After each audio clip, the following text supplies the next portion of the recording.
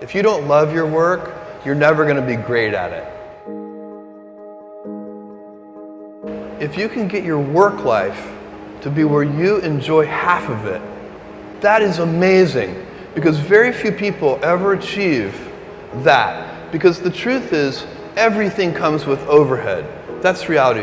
Everything comes with pieces that you don't like. Every job comes with pieces you don't like. And we need to say, that's part of it. You have to figure out how to set up your life in such a way that you can minimize the things. And I find people don't dislike hard work. What people dislike is being out of control. Like, they can't control their life. They can't control their environment. This happens to me when I get overscheduled. I hate being overscheduled. I want some time to be able to think and free myself. We all have the same amount of time in the world. Nobody has more time than anybody else. And when you become a very successful person, one of the things, you start to get overscheduled. If you don't love your work, you're never going to be great at it. The other thing I would suggest to any young person, even before they start their career, is to really think about their choices. Because I find young people, and when I was young, I made this mistake too.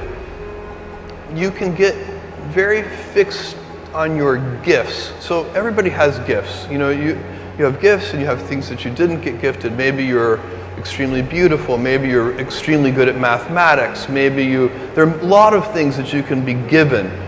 But those things can confuse you because they're not the things that construct your life. It's your choices that construct your life, not your gifts. You can celebrate your gifts. Be proud of them. Be happy of them. Actually, don't be proud of them.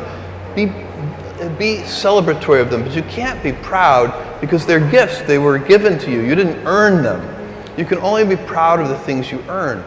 And so, as I got older, I started to realize I wasn't proud of my gifts. I was always good at school. School was always easy for me, and I was always proud that I was a great student. I got A's in all my classes. I was good at math, all of that. And I thought that's who I was, but it's not true. Those are the things that are gifts. What was hard for me is deciding to work hard, deciding to use my gifts in certain ways, to challenge myself, to do things that I didn't think I could do, to put myself in uncomfortable situations. You can choose a life of ease and comfort, or you can choose a life of service and adventure. Which one of those, when you're 90 years old, are you going to be more proud of? Tomorrow, in a very real sense, your life, the life you author from scratch on your own, begins. How will you use your gifts? What choices will you make?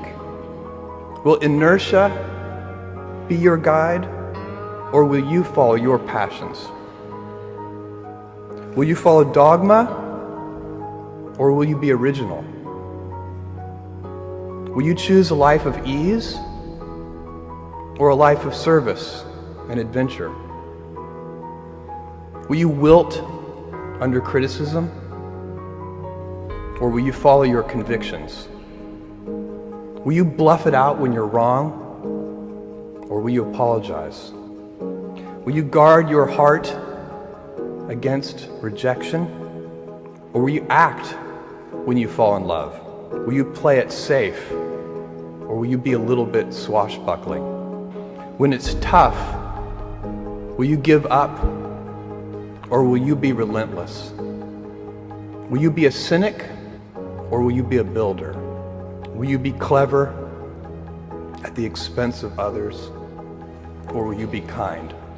Tomorrow, and in a quiet moment of reflection, narrating for only yourself the most personal version of your life story, the telling that will be most compact and meaningful will be the series of choices you have made. In the end, we are our choices.